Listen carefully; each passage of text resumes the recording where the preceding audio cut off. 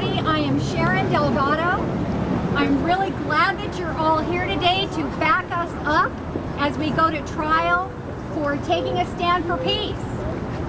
We're all here from different places.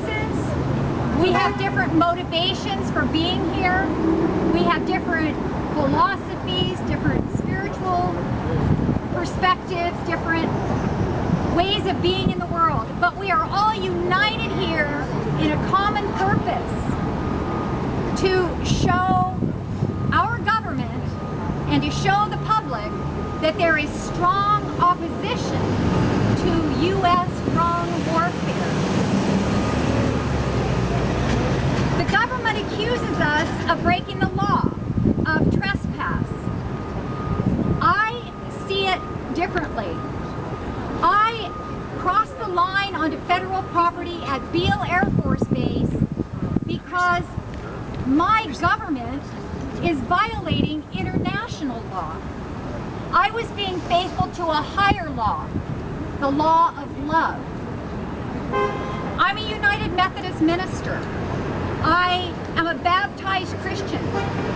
When we take our baptismal vows, one of the vows is this: do you accept the freedom and power God gives you to resist evil, injustice, and oppression in whatever forms they may present themselves? When I crossed the line onto Beale, I was being faithful to my baptismal vows by resisting the evil, injustice, and oppression of U.S. drone warfare. Jesus said, love your neighbors as yourself. We are bombing.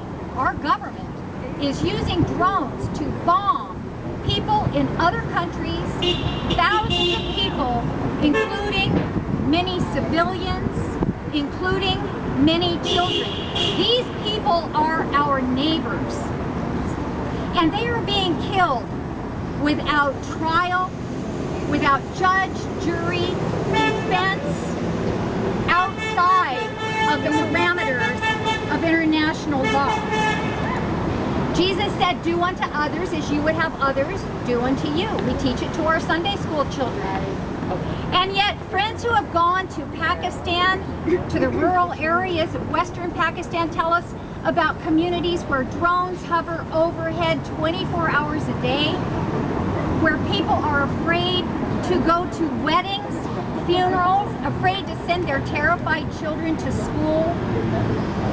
And we're hearing reports of our drones striking twice, the same target twice, killing rescue workers, which prevents would-be Good Samaritans from ministering to the people who have been victimized by our drones or responding to their cries.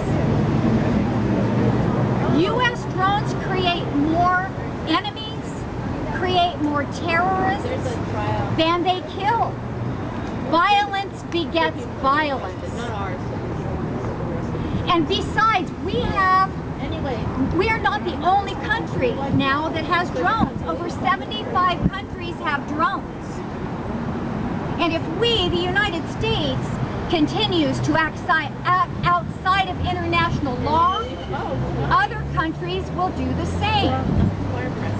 What we do to others, they may do to us, or to our children, or our children's children. I plead not guilty because I acted out of necessity. I acted to prevent a greater harm. I charged the U.S. government with violating international law by sending drones by remote control and killing people in countries that are sovereign, even countries where we're not at war. My actions at Beale were in response to these grave harms.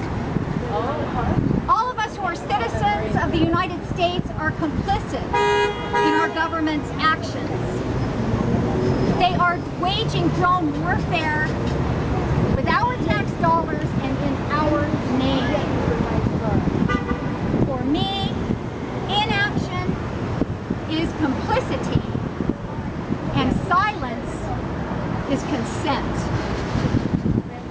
I cross the line at feel as an act of conscience, as an act of faithfulness to a higher law, and as an action of trust in the power of love to bring both personal and social change.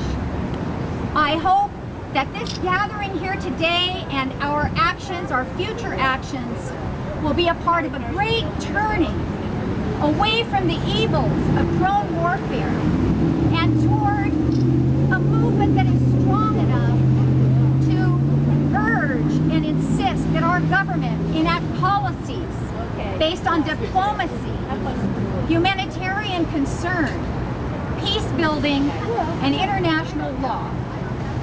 May peace prevail. Yes.